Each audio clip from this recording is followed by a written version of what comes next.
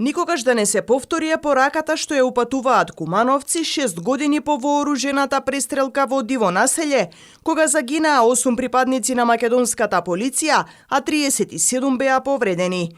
Куманово се уште се сеќава на пукотниците и звуците на сирените на 9 и 10 мај 2015 година. Градот го надлетуваа и хеликоптери. Пред точно 6 години оваа улица која води кон населбата Тоде Мендол или меѓу кумановци позната како Диво населје, беше целосно затворена. За преработата на фабриките, градскиот пазар, а работниците тоа утро не заминаа на своите работни места.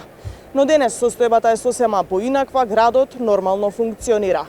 Во населбата каде што се водеа борбите, единствено што подсетува на настаните од 9 и 10 мај се остатоците од шрапнелите на една куќа. Останатите веднаш по настаните беа реконструирани. Кумановци велат со животот во нашата мултиетничка средина мора да продолжи. Живеат нормално си живеат сега за сега, оно било што е било поминало.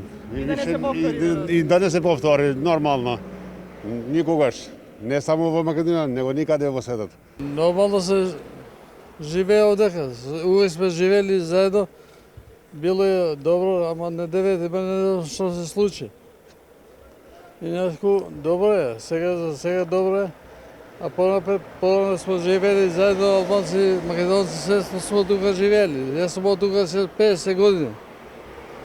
Се практикували празнување и со едните и со другите, и за христијанските и за муслиманските празници? Да, како не, за Бајрам, за празници празнуваме, честитаме едни на други.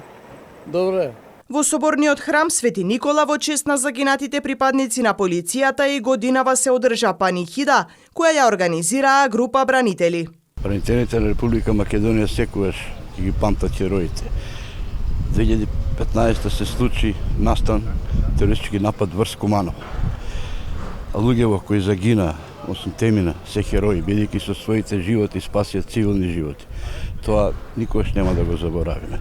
Тие луѓе дадоа се што имат, најсветото нешто, својот живот. И затоа наша огромна обврска и огромен товар е никогаш да не дозволиме тие жртви да ги заборавиме.